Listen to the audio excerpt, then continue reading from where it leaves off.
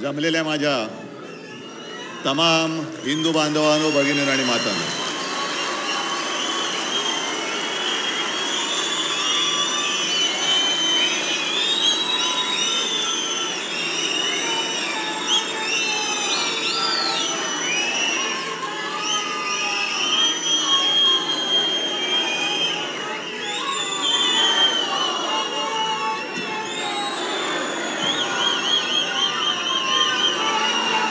तुमच्याशी काय बोलायचं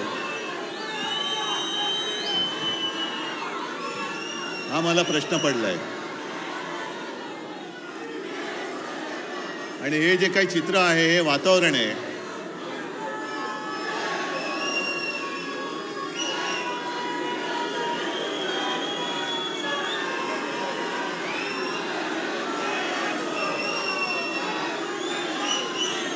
हे वातावरण मला नाही वाटत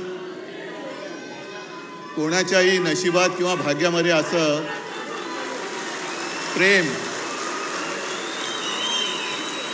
लिहिलं असेल.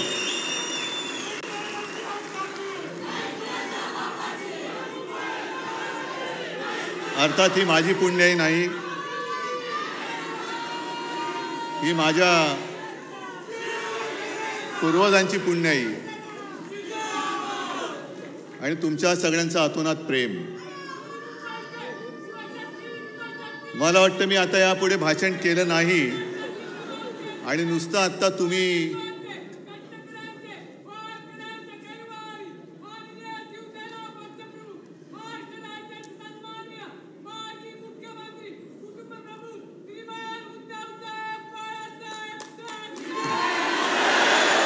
हा जयघोष जरी नुसता टीव्हीवरती आपल्या विरोधकांनी पाहिला तरी त्यांचे नॅपकिनसह सगळे कपडे ओले होतील.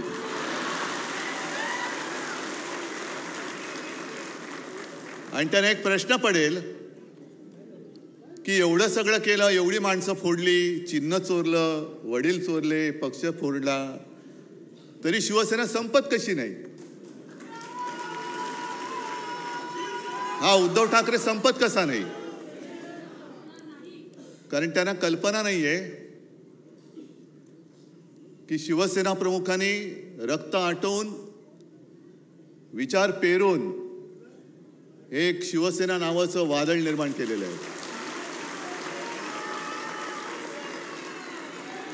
पैसे फेकून जमवलेली माणसं नाही आहेत. विचार अंगामध्ये भिनवून कट्टर हिंदुत्वनिष्ठ महाराष्ट्र धर्म पाळणारे शिवसैनिक आहेत.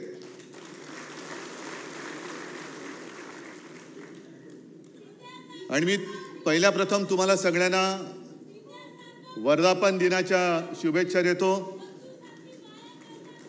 59 वर्ष झाली हे हा जल्लोष पाहून कोणाचा विश्वास बसणार नाही. कारण शिवसेना आज सुद्धा तरुणच आहे आणि नेहमी शिवसेना ही तरुणच राहणार आहे. जो उल्लेख संजय राऊत आपण केला, पहिला मेळावा हा शिवतीर्थावरती झाला होता. प्रचंड शिवाजी पार्क भरलं होतं. म्हणजे आता जे काय म्हणजे पैसा फेको तमाशा देखो असं आता होणार आहे तिकडे, चोरांचा बाजार, तसं तेव्हा काहीच नव्हतं. म्हणजे तुम्हाला सगळ्यांना कल्पना आहे की काही जणांनी शिवसेना प्रमुखांना सांगितलेलं की एकदम शिवाजी पार्कात सभा घेण्याचा मूर्खपणा करू नका. पहिला एक हॉल घ्या, मग एक मैदान घ्या, मग हळूहळू टप्प्याने शिवाजी पार्क. शिवसेना प्रमुख म्हणाले काय व्हायचं ते होईल, एकतरी लोक तरी वेडे नाही तर मी तरी वेडा. दोघंही वेडे ठरले नाहीत. आणि शिवाजी पार्क तुडुंब भरून ओसंडून वाहत होतं. माझे आजोबा व्यासपीठावरती होते, शिवसेना प्रमुख होते आणि मी माझ्या माच्या मांडीवरती समोर मैदानात बसलो होतो, मांडी घालून. म्हणजे आज ज्यांना काही दाढी फुटल्या आणि दाढी खाजवत आहेत ते कुठे असतील मला कल्पना नाही.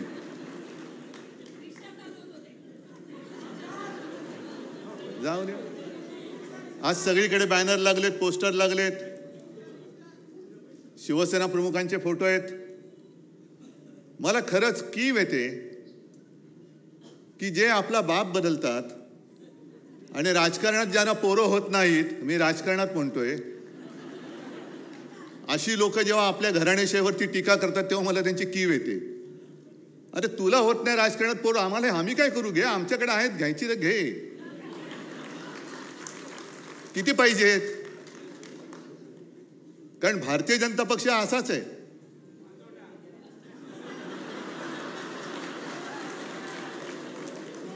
नाही, तुम्ही जो शब्द वापरला शिवसेना प्रमुखाने आणखीन वापरला असता पुढचा, पण ते सत्य आहे. आपण सत्य नाकारतो का कधी? त्याच्यामुळे हे सत्य त्यांनी स्वीकारलं पाहिजे की त्यांना आजपर्यंत कधी पोरं नाही झाली, म्हणून दुसरे नेते हे स्वीकारायचे, ते मोठे करायचे. म्हणजे दुर्दैव असं की ज्या सरदार वल्लभभाई पटेलांनी संघावरती बंदी आणली होती, त्याच पटेलांना नेता म्हणून त्यांचा जगातला सर्वोत्तम म्हणजे सगळ्यात उंच पुतळा बांधण्याची पाळी यांच्यावरती आली. हे यांचं कर्तृत्व. आणि आपल्याला शिकवतात हिंदुत्व. ठीक आहे, आजच्या सुद्धा आपल्या वर्धापन दिनावरती भाजपची काही पाळलेली बेडकं ही डराडोराव करतील.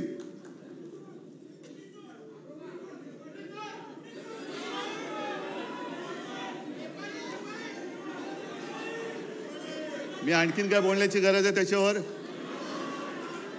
कारण ह्याच हॉलमध्ये शिवसेना प्रमुखांचं ते गाजलेलं भाषण आहे,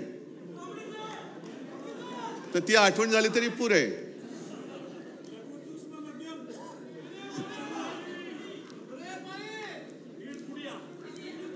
तुम्ही असं बोलायला लागल्यावर मला पुढे काय बोलायचं ते सुचत नाही, कारण मला डोळ्यासमोर सगळे यायला लागतात. तर ही सगळी पाळीव बेडकं ही यायला लागतील, बोंबलतील.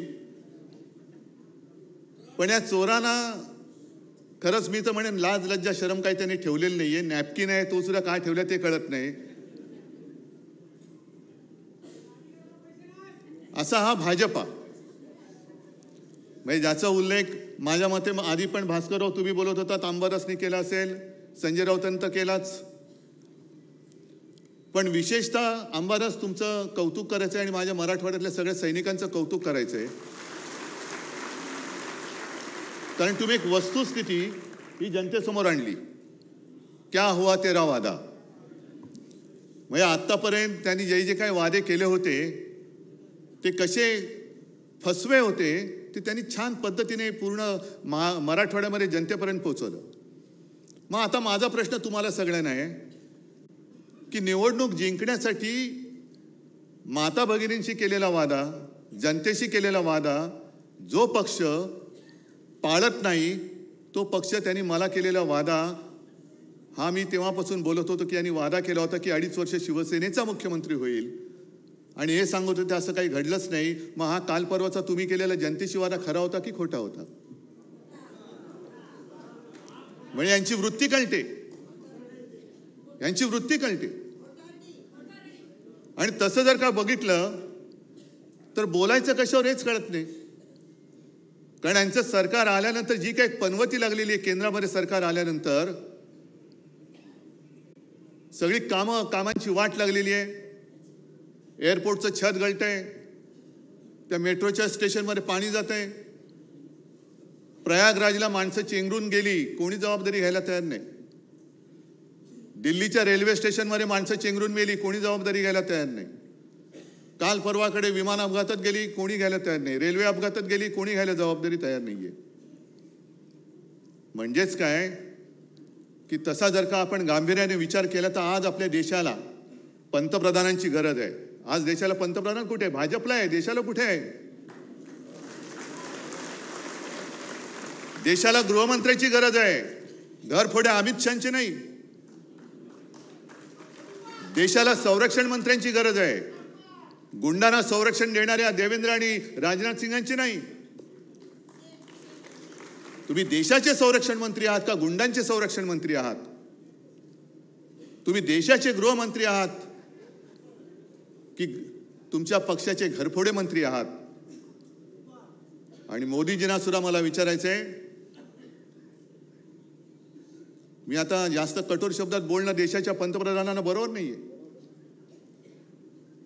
पण जेव्हा आम्ही इंडिया आघाडी म्हणून तुमच्यासमोर पर्याय उभे राहिलो तेव्हा तुम्हाला लाज वाटली नाही आमची इंडियन मुजाहिद्दीन बरोबर तुलना करायला?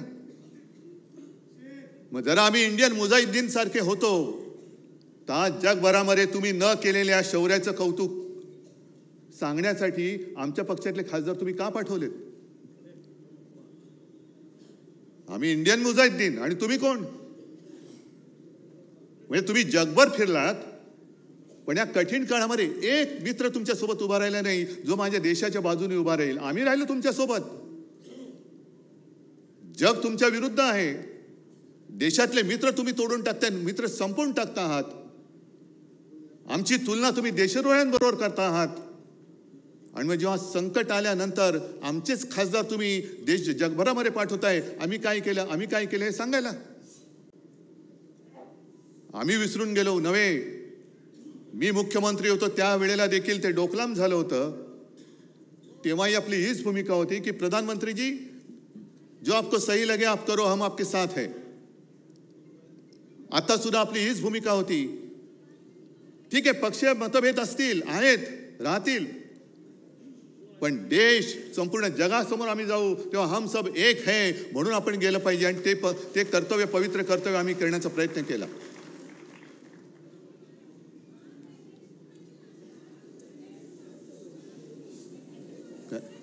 नाही ठीक आहे, जरा थांब. हे पवित्र कर्तव्य आम्ही केलं. आणि दुसरं त्यांनी जे काय केलं, यांना नावं बरी सुचतात. ऑपरेशन सिंदूर, घरोघरी जाऊन हे सिंदूर वाटणार होते. कोण वाटणार सिंदूर? हे सगळे भ्रष्ट गुंड. हे माझ्या माता भगिनींना जाऊन तो पवित्र सिंदूर वाटणार. म्हणजे ज्यांना जोड्याने हाणलं पाहिजे असे भ्रष्ट भाजपवाले माझ्या माता भगिनींना जाऊन सिंदूर वाटणार आणि ते काय सिंदूर त्यांच्याकडनं घेणार असं वाटलं त्यांना. आम्ही जेव्हा हिंदुत्वाची व्याख्या करतो तेव्हा शिवसेना प्रमुखाने आम्हाला सांगितलंय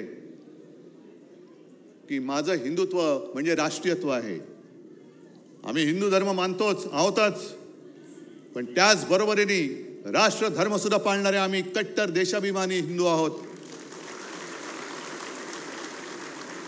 हा देश जो आपला मानतो, या देशासाठी जो मरायला तयार आहे तो आमचा आहे. जात पात धर्म त्याचा आम्ही नंतर बघू, पण हा देश जो आपला मानतो आणि या देशासाठी तो वाटेल ती कुर्बानी द्यायला तयार आहे, तो कोणी असला तरी तो आमचा आहे. मग मला मोदींना विचारायचं आहे,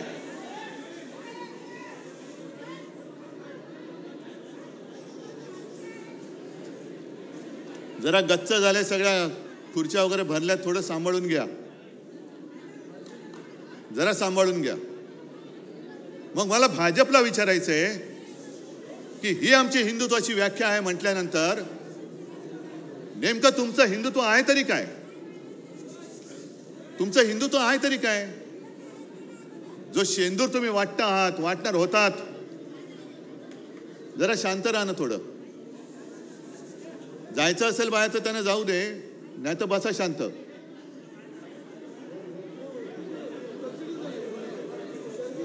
गर्दी झाली जरा, थोडा हा वरती दारात, इकडे खाली काय नाही, वरती गर्दी झाली, त्यांना आत यायलाच जागा नाहीये.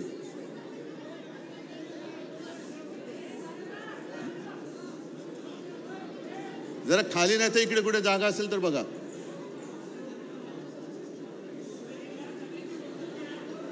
बरं ठीक आहे, चला, ते वरती सांभाळतात सगळ्यांना, आपण आपलं सांभाळू इकडे.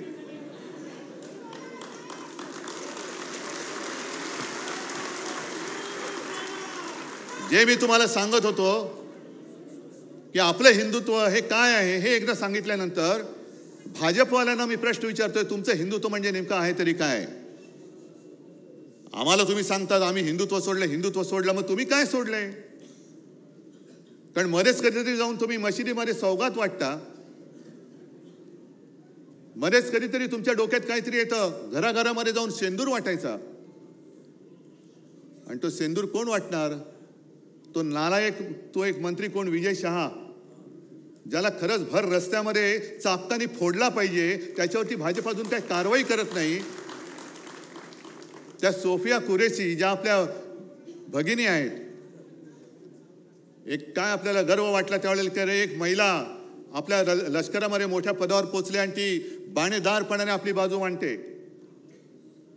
त्या सोफिया कुरेशीना जो विजय शाह पाकिस्तान की बहन म्हणतो, आतंकवाद्यांची बहीण म्हणतो, ही अशी नालायक औलाद भाजपमध्ये आहे. आणि या भाजपकडनं आपण देश सुधारण्याची आशा करतो. देश सुधारणार आहे. मग तुम्हाला एवढं सुद्धा कळत नाही. एक तरी इतर वेळेला शेपट्या घालून आत बसणार. तुम्ही सैन्याचे पाय तर बांधलेच, नाही तर सैन्याने धडक दिली होती आजपर्यंत आपण पाकिस्तान घेतलाही असता. पण ट्रम्पचा फोन आल्यानंतर हे युक्रेन का वॉर रुकवा दी पापा, वॉर रुकवा दी पापा, ती जाहिरात होती ना, आपण पण केली होती. पण ट्रम्पचा फोन आल्यानंतर यांचा आवाजच गेला. काय करायचे ते असे प्रधानमंत्री, काय करायचे तसे गृहमंत्री. संजय राऊत, तुम्ही जो प्रश्न विचारला तो बरोबर आहे की ते 4 अतिरेकी आतमध्ये आले कसे. संरक्षण मंत्री काय करतायत, गृहमंत्री काय करतायत. खाड गोळ्या घालून आपले पर्यटक तिकडे जे गेले होते त्यांना गोळ्या घालून मारणारे अतिरेकी गेले कुठे. पाताळात गेले, आकाशात गेले का भाजपात गेले. अजून मिळत कसे नाहीत सांगता येत नाही त्यांना. गेलेही असतील, घेतलेही असतील. कारण आता फक्त दाऊदला घ्यायचं बाकी राहिलेलं आहे, बाकी सगळं झालेलं आहे. आणि जसं आपण सदस्य नोंदणी करतो, कुठे करतो आपण, घरोघरी जातो, आपल्या शाखेमध्ये करतो, काही ठिकाणी पब्लिक प्लेस असतात तिकडे करतो, बरोबर ना. पण मला आता कोणीतरी सांगितले की भाजपने आता नवीन सुरू केले, जेलच्या तुरुंगाच्या दरवाजाच्या बाहेर त्यांनी स्टॉल टाकलेत. इथे येतो का तिथे जातो. म्हणजे काय, किती लोकांना बदनाम करायचं, आयुष्यातून उठवायचं, भ्रष्टाचारी म्हणून बोंबाबोंब करायची, संपूर्ण कुटुंबाला बदनाम करायचं, मग त्याच्या मागे SIT लावायची. आता बघू ना, ज्या ज्या गोष्टी या भाजपवाल्यांनी तेव्हा अगदी देवेंद्र फडणवीसांनी सांगितलं होतं, SIT लावू, हे लावू, ते लावू. मग SITची काय तुमची ST झाली, सगळ्यांनी घेऊन जाणारी. आता बघूया. म्हणजे सगळ्यांना बोंबलून, भ्रष्ट म्हणून बोंबलून टाकायचं, बदनाम करायचं. 70,000 कोटीचा घोटाळा आलं काय, छे छे छे छे छे, पाय धुवून त्यांचं पाणी पितायत. सिंचन घोटाळा ना, म्हणून पाणी पितायत. अशी संपूर्णपणे या देशाची वाट लावली यांनी. आणि आता शिवसेना संपवायचं स्वप्न बघतायत. अरे तुम्ही किती स्वप्न बघा, शिवसेना तुम्हाला संपवून, तुमच्या सगळ्या भ्रष्टाचारांना खतम करून, तुमच्या छाताडावरती नाही भगवला तर शिवसेना म्हणून नाव नाही सांगणार. फक्त एक गोष्ट लक्षात ठेवा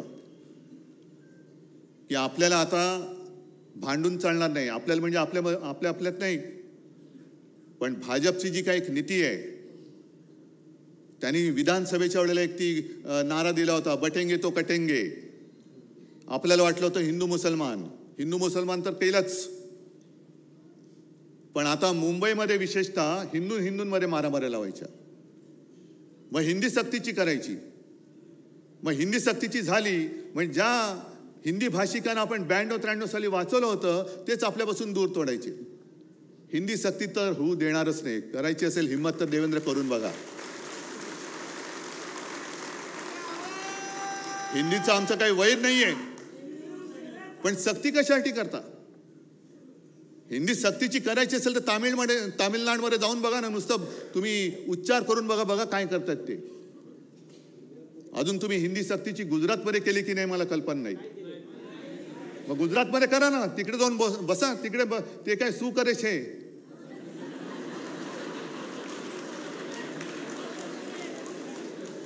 म्हणजे ते मराठीत त्याचा अर्थ वेगळा होतो, हिंदीत काय होतो मला माहिती नाही. पण इकडे आपल्याला भांडवट ठेवायचं, भांडा हिंदी सक्तीची. म्हणजे काय झालं की अगदी निवडणुकीच्या तोंडावरती आपण मुंबईकर सगळे एकत्र राहतोय, ते मराठी अमराठीमध्ये झगडा, मग त्याच्यावरनं आपण भांडत बसायचं. आणि एकदा का आपण भांडायला लागलो काय भ्रष्टाचार करायला मोकळे. आता ज्या काही बातम्या येत आहेत, म्हणजे काय काय बातम्या तर त्या महिलांवरती होणाऱ्या अत्याचाराच्या, त्यांच्या हत्येच्या वाचवत पण नाहीये. पण त्या बातम्या रोज देत बसायच्या आणि ह्यांच्या येणाऱ्या बातम्या ह्या दाबून टाकायच्या. एक 8-15 दिवसापूर्वी एक बातमी आली होती, किती जणांच्या लक्षात आहे? या मिंद्याच्या काळामध्ये 3,000 कोटींनी जास्त असलेले टेंडर सुप्रीम कोर्टाने रद्द केलं होतं. किती लोकांना माहिती आहे?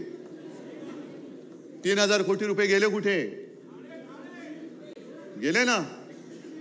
मग मध्ये जो काही आपण म्हणजे आदित्यने सुद्धा प्रेस कॉन्फरन्स घेतली, आपण मोर्चा काढला होता. मुंबईमधला रस्ता घोटाळा, पैसे गेले कुठे? ते गेले. मग प्रत्येक आमच्यावरती घराणेशाहीचे आरोप करताना तुमच्या आंबरस तुम्ही तो घोटाळा काढलाय, ते एक आपल्यातनच गेलेलं तिकडे ते आहे अवलाद. त्यांनी स्वतःच्या पोरासाठी भूखंडाचं आरक्षण बदलून हॉटेल वगैरे तिकडे केलं. खरंच बरोबर ना. त्याच्यानंतर एक मंत्री आहे, त्याच्या खात्यामध्ये बदल्यांमध्ये अनियमितता आहे. एक मंत्री आहे, तो शेतकऱ्यांचा अपमानच करत सुटलेला आहे. शिक्षण खात्यामध्ये घोटाळा आहे. सगळे घोटाळे म्हणजे मध्ये एक तो जो काय फोटो आला होता, देवेंद्र फडणवीस बसलेत मध्ये आणि आजूबाजूला सगळे उपरे. मला भाजपवाल्यांची खरंच दया येते. किती पिढ्या तुमच्या सतरंज्या उचलण्यामध्ये घालणार आहात? आता तर सतरंजीच्या खाली गेल्यात तुम्ही, तुमच्यावरती उपरे नाचतायत. बस करा आता, या ना. अरे जर का तुमच्यामध्ये जरा तरी काही शिल्लक असेल स्वाभिमान अभिमान, तर द्या जुगारून या उपऱ्यांचं आणि भ्रष्ट उपऱ्यांचं हे जोखडे ते जुगारून द्या. आणि या मर्दासारखे बाहेर या. तुमची किती इंचाची छाती आहे ना, ती तुमच्या नेत्याला दाखवा. मर्द कशाला म्हणतात? पण भ्रष्टाचाराच्या बातम्या येऊ द्यायच्या नाहीत. मग हिंदी सक्तीची बसा बोंबलत तुम्ही. हिंदी सक्तीची होऊ देणार नाही, आम्ही होऊ देणार नाही, ते ठरवलेलंच आहे. पण त्याच्यामध्ये झगडत ठेवायचं. बटेंगे तो कटेंगे. मग त्याच्यामध्ये पुन्हा मराठा मराठेतर हे भांडण लावून ठेवायचं. हिंदू मुस्लिम आहेच, तो एक बेडूक ओरडतोच आहे त्याच्यामध्ये. त्याला काम तेवढंच दिलेलं आहे. अरे तुझी उंची केवढी, आवाज कसा,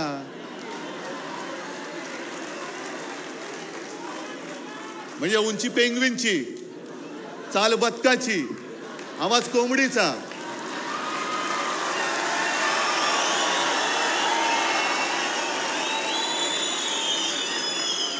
डोळे कोणासारखे माहिती नाहीत. तो जीव काय, बोलतोस काय, पार्श्वभूमी काय तुझी, वडिलांची पार्श्वभूमी काय, आणि आमच्यावरती बोलतोस. मी कोणावरती बोलतोयस? त्यांना कळू दे पहिलं नक्की. एक कोणतरी बाप ठरवा. याच भाषेत मी त्यांच्याशी बोलतोय. एक कोणतरी ठरवा. जसं आम्ही 59 वर्षाची शिवसेना झाली तरी सुद्धा आमचा नेता एकच आहे, भगवा एकच आहे, दैवत एकच आहे, विचार एकच आहे. आणि शिवसेना प्रमुखाने शिवसेनेची स्थापना केली ती महाराष्ट्राच्या मराठी माणसावरती होणाऱ्या अन्यायाचा मुकाबला करण्यासाठी केली आणि हिंदुत्वाच्या रक्षणासाठी केली. शेटजींची पालखी वाढण्यासाठी नाही केली. शेटजींचे बूट चाटण्यासाठी शिवसेनेची स्थापना नाही केली. हे त्या मिंद्याला पहिले जाऊन सांगा.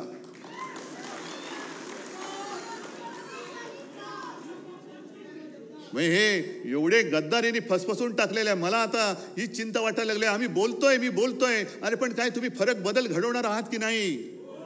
महाराष्ट्र म्हणून काय उभे राहणार आहात की नाही? प्रश्न कोणाला, मुख्यमंत्र्यांना किंवा भाजपला विचारणार आहात की नाही? पण रोज काहीतरी घडतंय आणि जाऊ दे ना, आपलं काय जातंय, कशाला आपलं काय जातंय.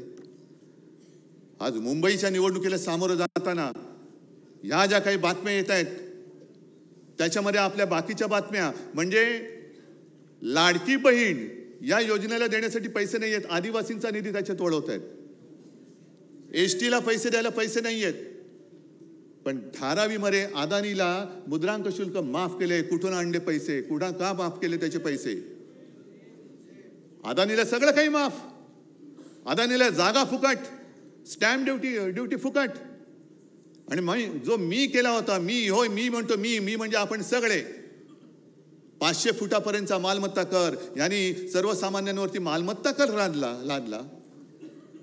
येत्या काही दिवसामध्ये कचरा कर लादणार, ज्याच्यावरती आदित्यने आवाज उठवल्यानंतर तो स्थगित केला, रद्द नाही केला, स्थगित केला.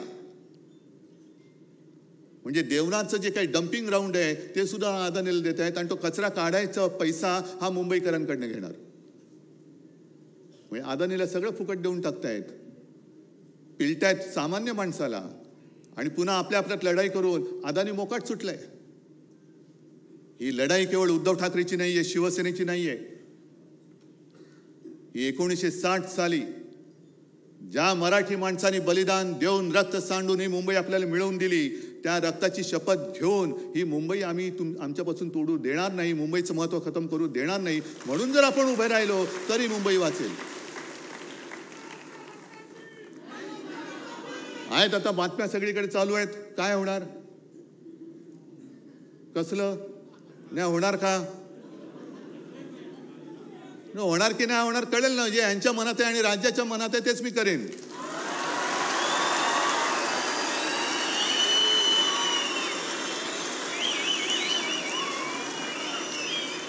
पण ते होऊ नये, ते होऊ नये. मराठी माणसाची शक्ती एकत्र येऊ नये म्हणून यांच्या मालकाचे नोकर इकडे गाठी भेटी घ्यायला लागले, हॉटेलमध्ये भेटतायत. मालकांचे नोकर तुम्ही. कारण जर का मुंबईवरती ताबा यांना मिळाला नाही आणि मुंबई परत शिवसेनेच्या ताब्यात आले, आम्ही घेणारच आहोत, आम्ही घेणारच आहोत. मुंबई जर का पुन्हा मराठी माणसाच्या ताब्यात गेली तर मालकाच्या मित्राचं कसं होणार, अदानीचं कसं होणार? त्याच्यामुळे मराठी माणसाची शक्ती एकवटता कामा नये. याच्यासाठी हे मालकाचे त्या शेटजीचे नोकर, हेच मी म्हणेन, आणि त्या नोकरांचे नोकर जे आज नालायकपणाने वर्धापन दिन साजरा करतात ते शेटजींच्या नोकराचे नोकर आहेत. म्हणून किती प्रयत्न चाललेत, होणारच नाहीत, होणारच नाही. अरे तुला काय करायचं, तुला नाही होत, आमचं आम्ही बघू ना, आम्ही बघू आमचं काय करायचं ते. पण जर तुम्हाला कोणाला वाटत असेल की तुम्ही शिवसेना प्रमुखांचा ब्रँड पुसून टाकाल तर तुमचं नामो निशाण आम्ही महाराष्ट्राच्या धर्तीवरून पुसून टाकल्याशिवाय राहणार नाही. नामो निशाण पुसून टाकू आम्ही भाजपच्या या महाराष्ट्रातून. आणि आज तर मी तयारीने उभा आहे. तुमची तयारी काय मला कल्पना नाही. मी तुम्हाला एकच आठवण सांगतोय, माझी तयारी मी तुम्हाला सांगतो. 92-93 साली जेव्हा दंगा भडकला होता देशद्रोह्यांच्या विरुद्ध, तुम्हीच सगळे शिवसैनिक रस्त्यावरती उतरला होतात आणि छातीचा कोट करून मुंबई वाचवली होती. तेव्हा एक व्यक्ती आली होती बाळासाहेबांकडे, बाळासाहेब आता बस झालं, आता पुरे झालं. आता ती कोण व्यक्ती मी सांगत नाही, आज आहे ती हयात. आणि बाळासाहेबांनी सांगितलं की अरे एक पिक्चर मी पाहिला, प्रहार नावाचा. कोणाचा? नाना पाटेकर. किती जणांनी पाहिलाय? आहे ना. त्याच्यामध्ये नाना पाटेकर त्या गुंडांसमोर उभा राहतो आणि त्यांना सांगतो कम ऑन किल मी. तसं आम्ही या गद्दारांच्या समोर उभा आहे आणि सांगतोय त्यांना आम्ही कम ऑन किल मी. असेल हिंमत तर या अंगावर, फक्त अंगावर येणार असाल तर एक गोष्ट नक्की करा. अमिताभ बच्चनचा तो पिक्चर होता ना, ॲम्ब्युलन्स घेऊन यायचा, तसा अंगावर माझ्या येणार असेल तर ॲम्ब्युलन्स घेऊन यायची. कारण येताना सरळ याल, जाताना आडवे होऊन जाल. सगळ्यांना धन्यवाद. जय हिंद, जय महाराष्ट्र.